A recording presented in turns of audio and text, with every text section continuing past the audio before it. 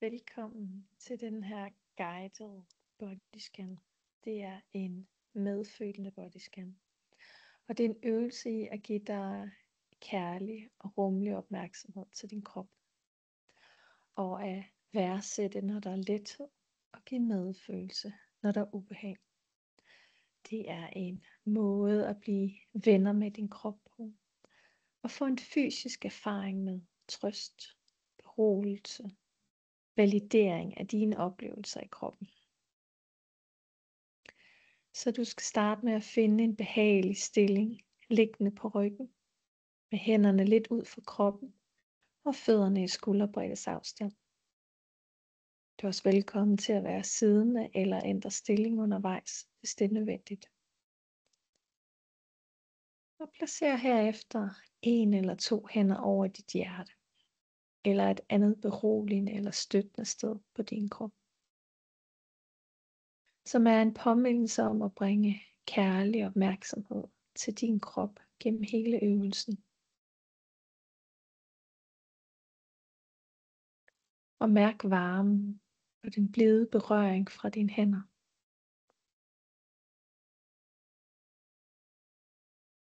Tag 3 langsomme vejrtrækninger, og lad derefter dine arme glide ned langs kroppen.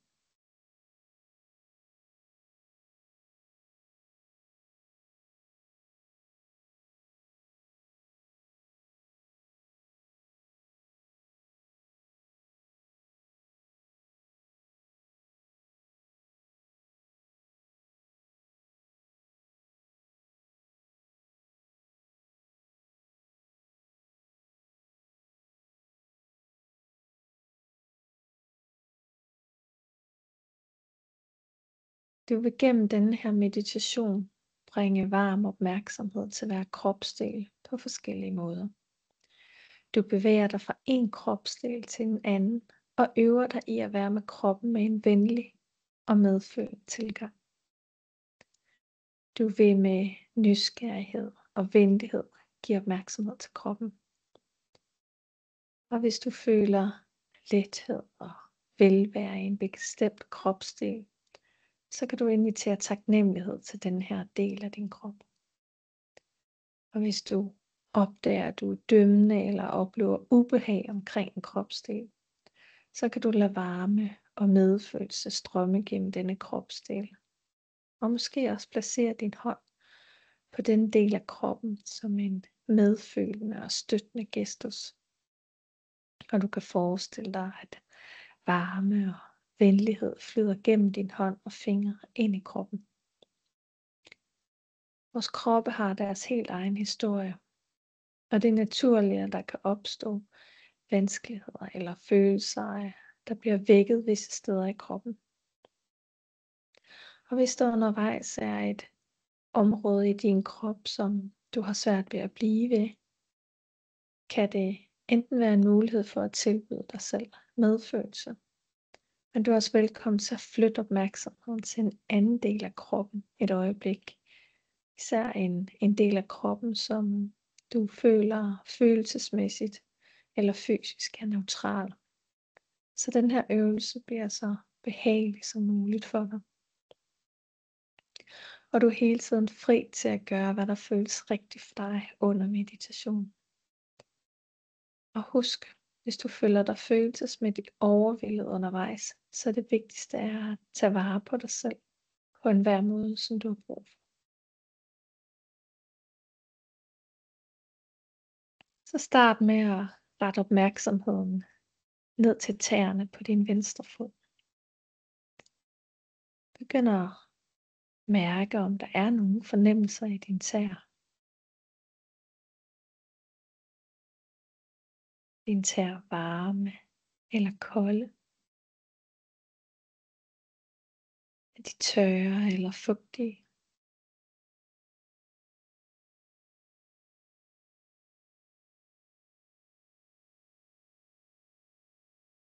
Bare føl fornemmelserne i din tæer. Er der lethed? Er der ubehag? Eller måske mærker du ingenting. Og lad hver fornemmelse være præcis som den er.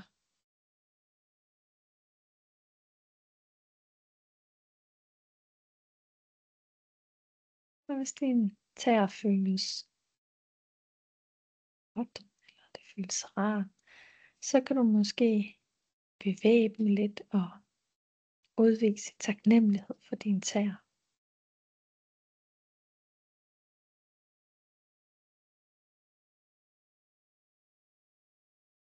Og derefter kan du flytte opmærksomheden til fodsålen på din venstre fod. Kan du registrere nogle fornemmelser her?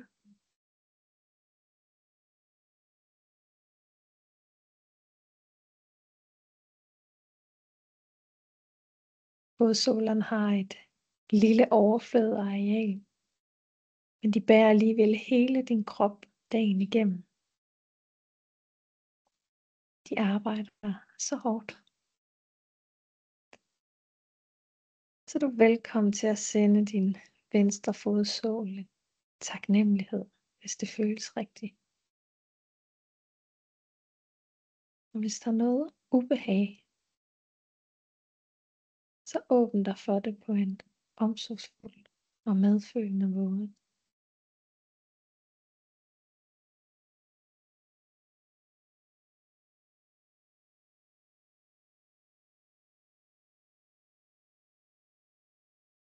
Og mærk nu hele din venstre fod.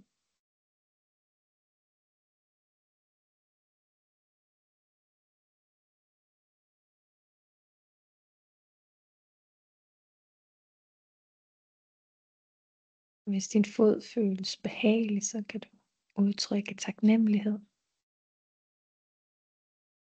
Hvis der er noget ubehag, så lad området blive blødgjort, som om det var indhyllet i et varmt håndklæde.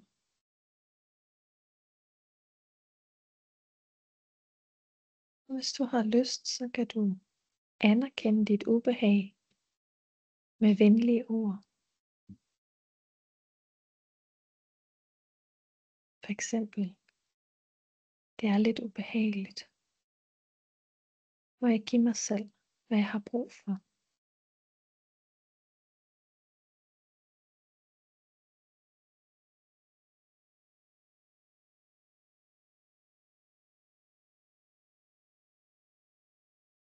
Og lige så stille, så flytter du opmærksomheden op ad dit venstre underben.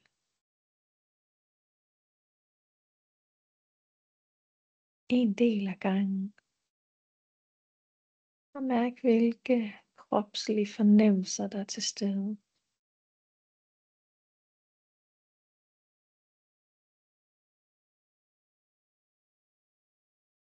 Send taknemmelighed, hvis der er en del af kroppen, der føles fint. Og send medfølelse, hvis der er ubehag. Bevæg dig langsomt gennem kroppen, stadig fokuseret på din venstre side. Og start nu ved din ankel.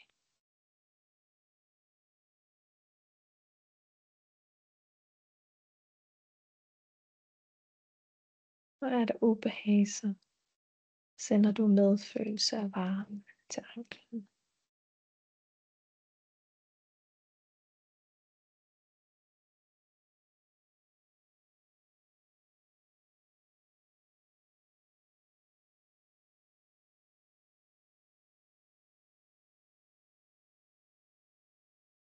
Flyt opmærksomheden op igennem skinnebenet og lægen.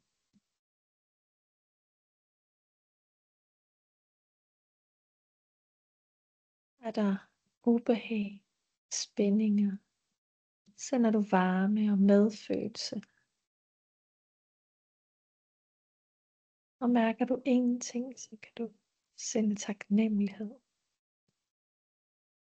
for, at den del af din krop fungerer, som den skal.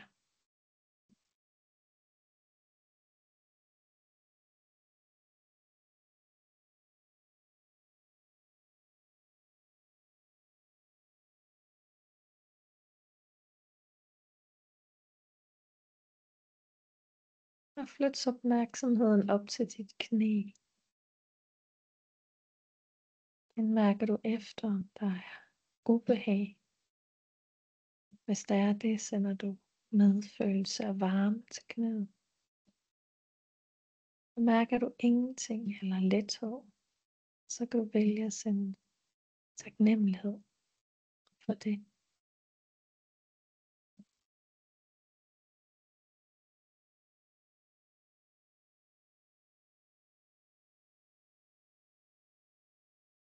Når du opdager, at dit sind er vandret afsted, som det ofte vil gøre, så skal du blot vende tilbage til fornemmelserne i kroppen. Den del af kroppen, du havde opmærksomhed på. Du kan også tilføje nogle ord af venlighed og medfølelse. Må mit knæ være i ro. Må det have det godt. Derefter så vender du opmærksomheden tilbage til de simple fornemmelser i hver kropsdel. Og lad hele den her proces være udforskende, endda legende, og arbejde forsigtigt igennem din krop. Og lad dig nu bevæge dig videre til dit lår. Mærk både forsiden og bagsiden. Er der noget ubehag, så sender du varme og venlighed til det område. Og mærker du, det er fint, at der ikke er nogen ubehagelige spændinger eller noget, der gør ondt, så kan du sende taknemmelighed afsted.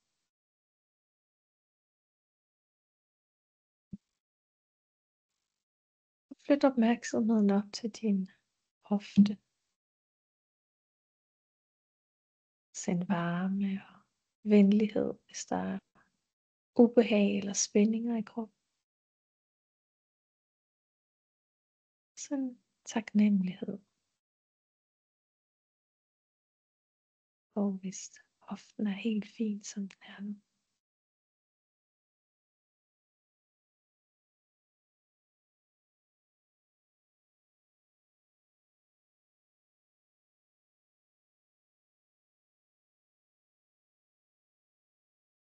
Hvis du mærker, at du har et ubehag i en del af kroppen, eller måske du er dømt over for en bestemt kropsdel, så prøv at tilbyde dig selv beroligende og støttende berøring. Måske trække vejret blidt. Og forestil dig, at venlighed og medfølelse strømmer gennem dine fingre ind i kroppen.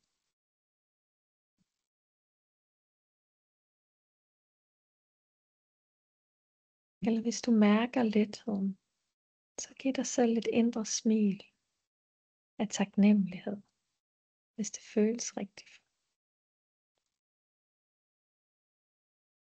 Og bring nu kærlig opmærksomhed til hele dit venstre ben. Giv plads til, hvad du føler og hvad du mærker. Alt er tilladt. Alt er okay.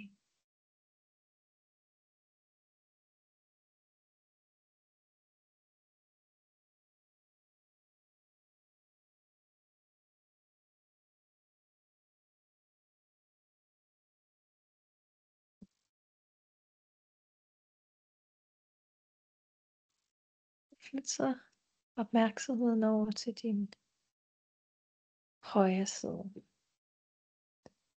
Til tæerne på din højre fod.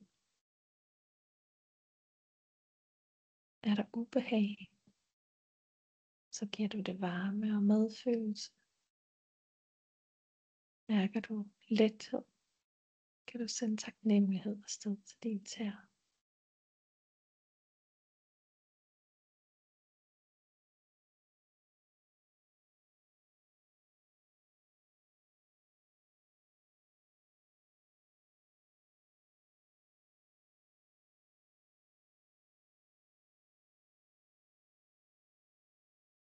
Flyt opmærksomheden til fodsålen på din højre fod.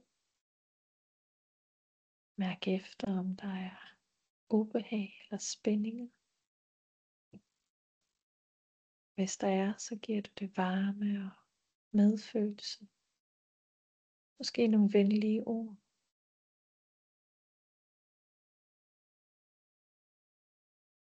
Du kan også sende taknemmelighed afsted til højre fodsål, som bærer dig rundt hele dagen.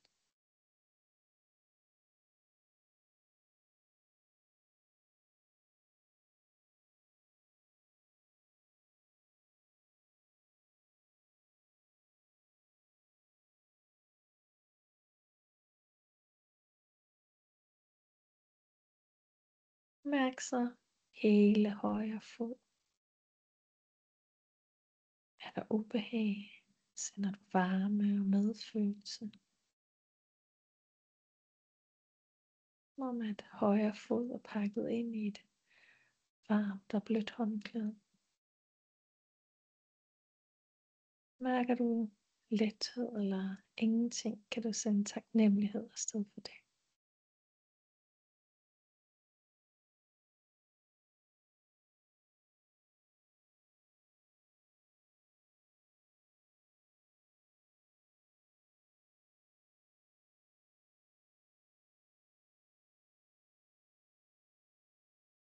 Og flyt opmærksomheden op til anklen. Mærk alle fornemmelser her. Er der ubehag, så sender du varme og medfølelse til den del af kroppen.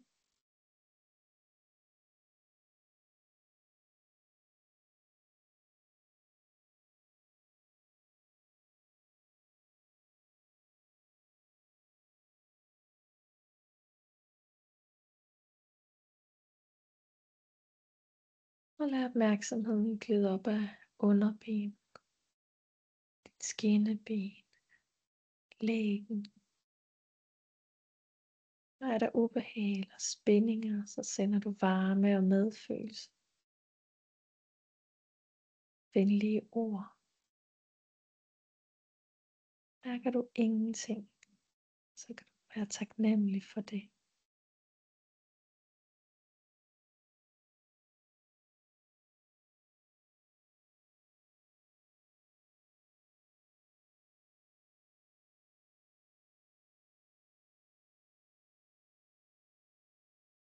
Og lad opmærksomheden flytte sig op til dit højre knæ. Mærk, om der er nogle fornemmelser her. Og er der nogen form for ubehag, så sender du varme, medfølelse, venlige ord afsted. Eller taknemmelighed for, at det fungerer så godt, som det gør.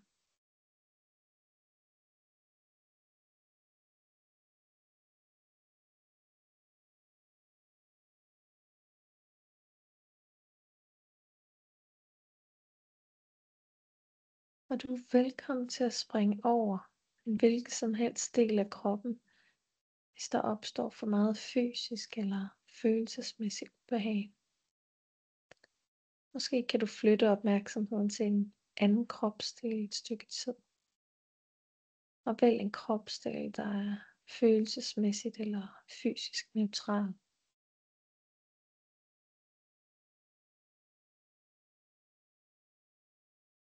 Og flyt nu din opmærksomhed til dit højre lår. Mærk alle fornemmelser i denne del af din krop. Hvis der er lethed, kan du sende taknemmelighed afsted. Og hvis du mærker et ubehag, kan du sende venlighed, varme og medfølelse til den del af dig.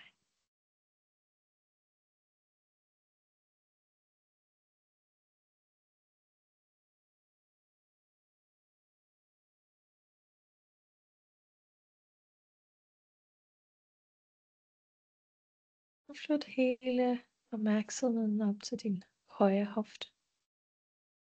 Hvad mærker du her? Er der ubehag, så send varme, medfølelse afsted. Og mærker du ingenting eller lethed, sender taknemmelighed afsted for, at denne del af din krop fungerer så godt, som den gør.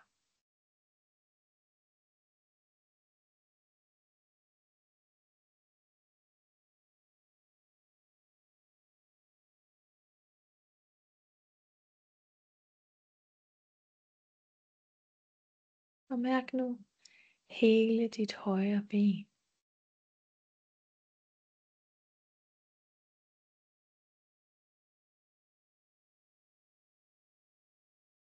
Måske taknemmelighed kan sendes afsted, fordi det fungerer upåklageligt.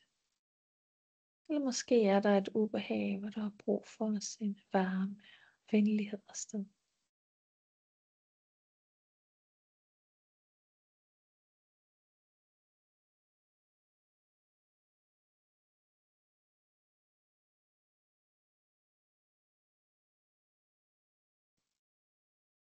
Så bringer du opmærksomheden til hele dit bækken, hele området omkring bækken.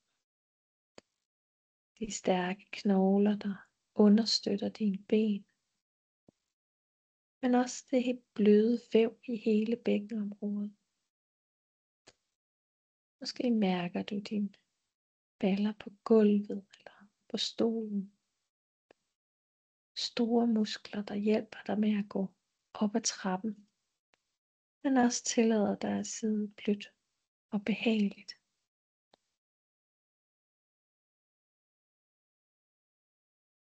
Og er der ubehag i det her område, så sender du varme og venlighed afsted.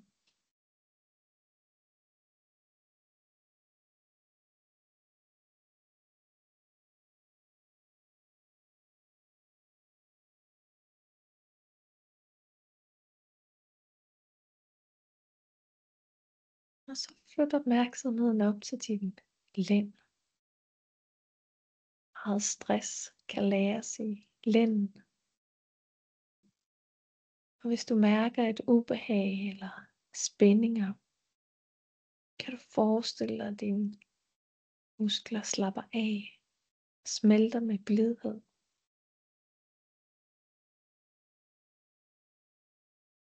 Der er varme og venlighed, der bliver sendt afsted til den her del af kroppen.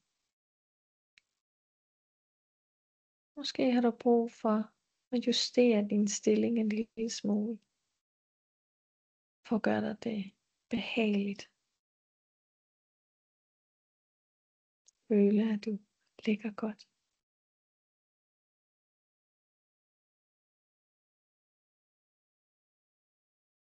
Flyt så opmærksomheden hele vejen op igennem ryggen, rygsøjlen og hele den øverste del af ryggen. Mærk efter, om der er noget ubehag eller spændinger her. Og hvis der er, så sender du varme, venlighed, medfølelse afsted.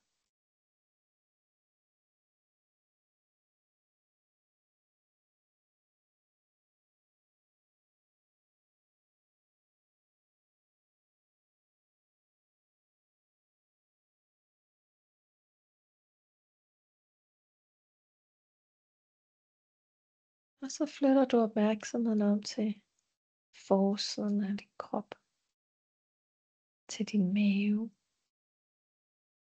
Din mave er en kompleks del af kroppen med mange organer, mange funktioner. Måske du kan sende taknemmelighed og påskyndelse til denne del af din krop. Og hvis du har kritiske tanker om denne del af dig, så kan du prøve at sige nogle venlige og accepterende ord.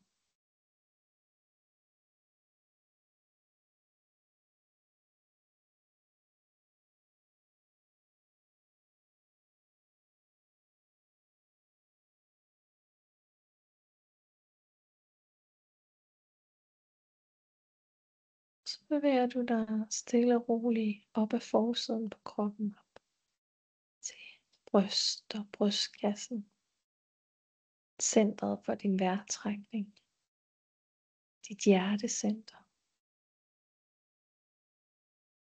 Og fyld brystkassen med opmærksomhed, taknemmelighed,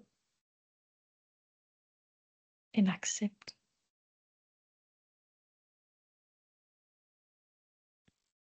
Måske kan du placere en hånd midten af dit bryst på en blid og behagelig måde. Tillad dig selv at mærke lige præcis det, du føler lige nu.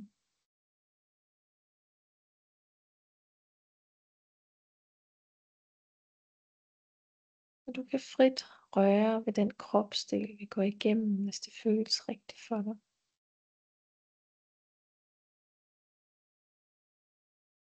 Og fortsæt med at rette din opmærksomhed mod din krop.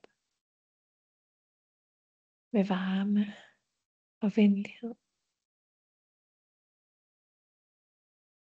Og mærk nu fornemmelserne i din venstre skulder. Og er der ubehag, sender du varme og venlighed afsted.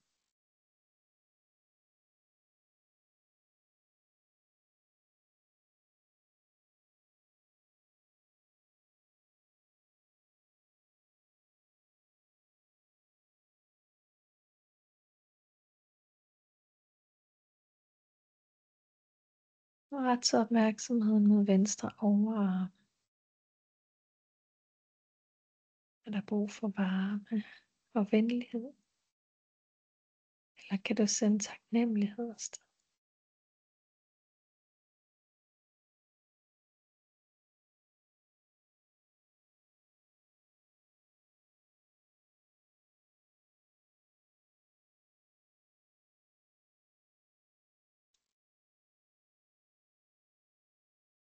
Og flyt ned til din venstre albue.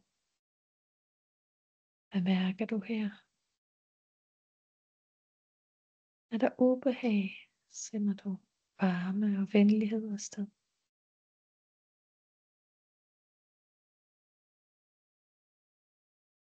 Så du hele tiden bringer blid opmærksomhed til hver del af din krop. Nu til din venstre underarm. Send varme og venlighed afsted.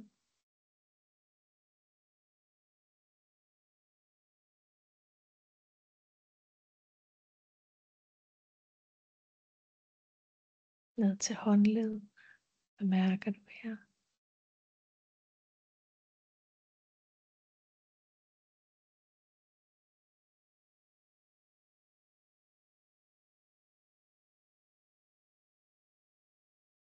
Og ned til hånden og helt ud i hver enkelt finger. Hvilke fornemmelser får du herfra? Er der brug for, at du sender varme og venlighed til et sted med ubehag og spændinger? Eller kan du sende taknemmelighed afsted for, at din venstre hånd fungerer så godt, som den gør? Måske får du lyst til at bevæge dine fingre. Mærke fornemmelsen, der opstår, når du bevæger dem. Dine hænder er helt unikt designet til at holde og flytte små genstande og er følsomme over for berøring. Nu kan du scanne hele din venstre arm og hånd med en kærlig og medfølende opmærksomhed.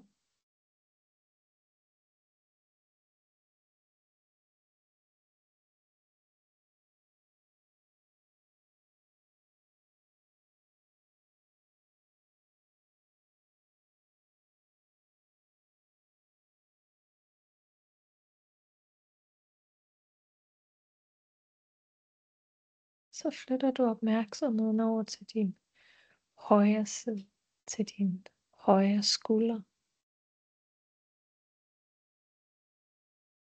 Mærker efter, hvilke fornemmelser du får herfra. Og er der ubehag, så sender du varme og venlighed afsted. Eller taknemmelighed, for der ikke er noget, der generer dig her.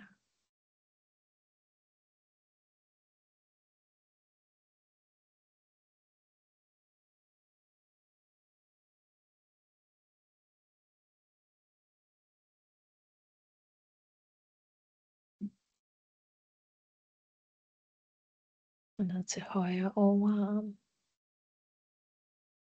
Igen er der ubehag, sender du varme og medfølelse afsted.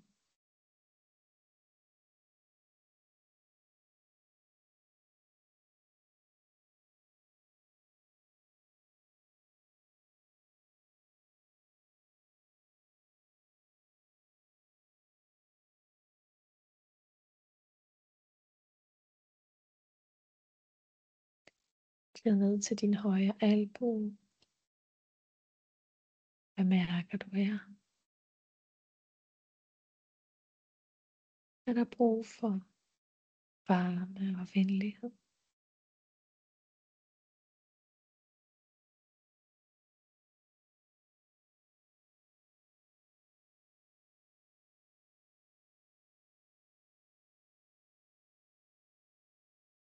Glid ned af underarm. Registrer, hvad du mærker her. Skal du sende varme og venlighed? Eller er det taknemmelighed, du sender afsted?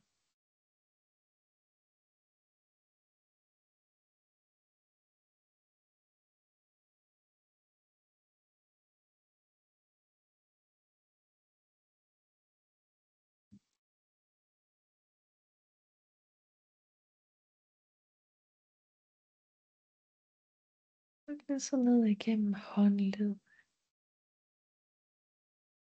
Mærke fornemmelserne her.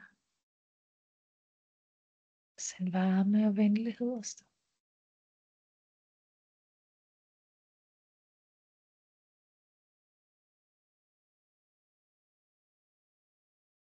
Og lad opmærksomheden glide igennem håndfladen, håndryggen, fingerspidserne. Mærk efter, om du skal sende taknemmelighed afsted for, at din hånd fungerer så godt, som den gør. Eller er der en ubehag eller spændinger, der har brug for varme og venlighed?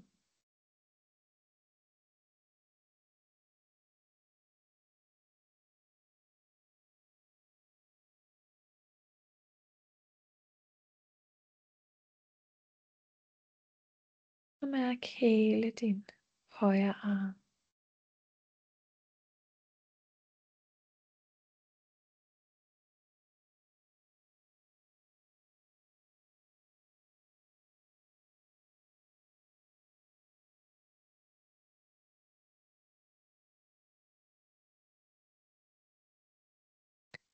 Og lad din opmærksomhed glide op imod dit hoved.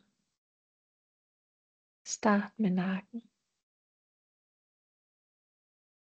Måske har du lyst til at lægge en hånd ved din nakke.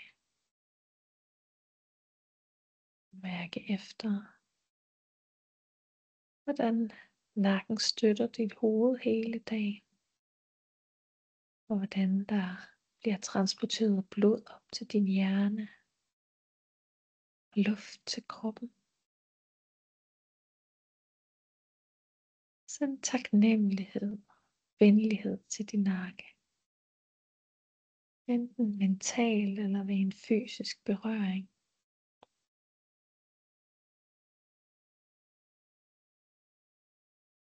Og hvis der er spændinger eller ubehag, så sender du varme og medfølelse til din nakke.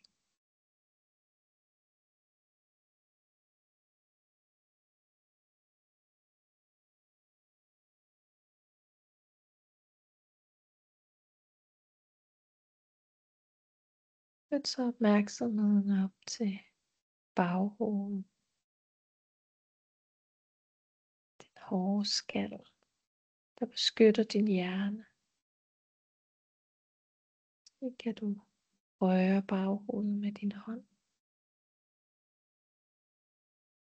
Sin varme og medfølelse, hvis du har brug for det.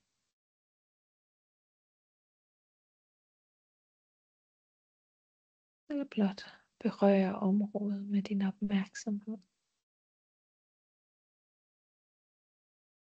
Send opmærksomheden ud til dine ører. Her er følsomme sanseorganer, der fortæller dig så meget om din verden. Hvis du er glad for at kunne høre, så lad taknemmelighed opstå i dit hjerte. Og hvis du bekymrer dig for din hørelse, kan du tilbyde dig selv en beroligende eller støttende berøring, og give dig selv medfølelse.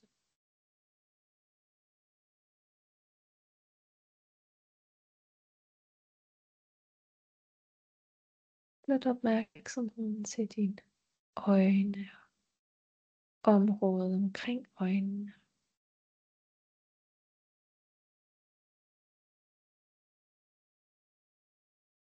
Mærk efter, om der er spændinger eller ubehag. Så sender du varme og venlighed til dine øjne. Måske kan du se taknemmelighed for, at du ser så godt, som du gør.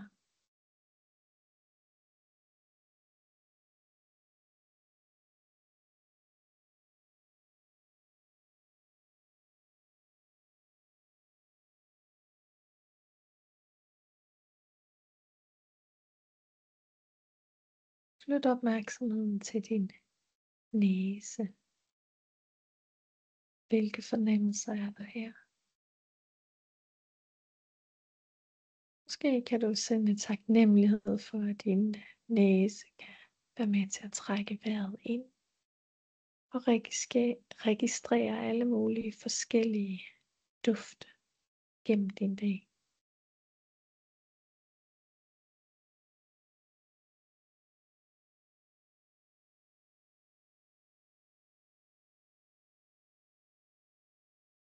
Flyt opmærksomheden til din læber.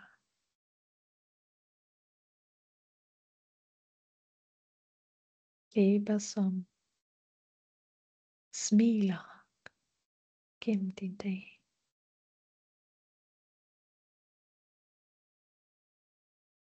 Som bevæger sig, når du taler med andre. Egentlig værdsæt alle funktioner omkring dit ansigt. Du kan spise, drikke, du kan tale, signalere med dit ansigt.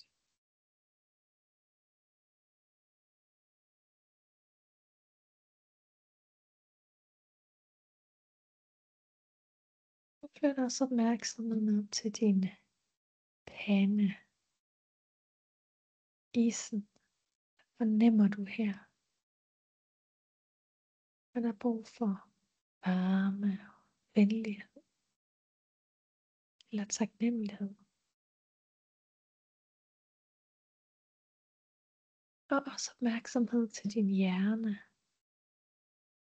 Din følsomme hjerne, som består af milliarder af nerveceller, der hele tiden kommunikerer med hinanden for at hjælpe dig med at forstå din verden. Hvis du vil, kan du sige tak til din hjerne for at den konstant arbejder på din vegne.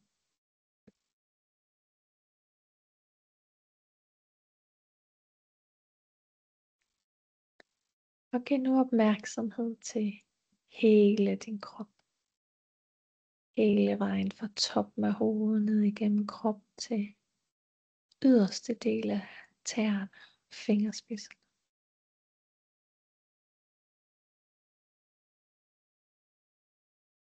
Og forestil dig så, at du giver kroppen et brusebad af varme medfølelse, taknemmelighed, en værdsættelse, respekt for din krop.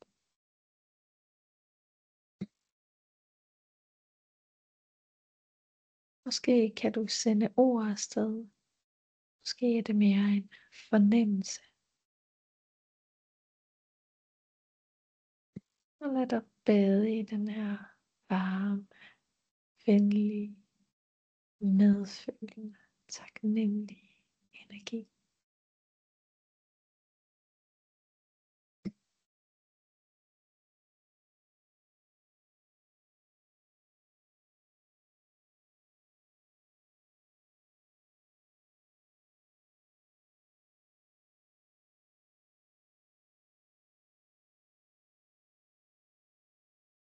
Og så kan du lige så stille begynde at få bevægelse tilbage i kroppen igen. Bevæge fingre og tæer.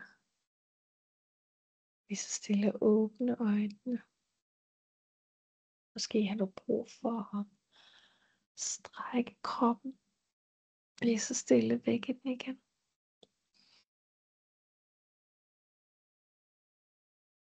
Og lige så stille kom op og sidde, op og stå. Gå videre med din dag. Tak for nu.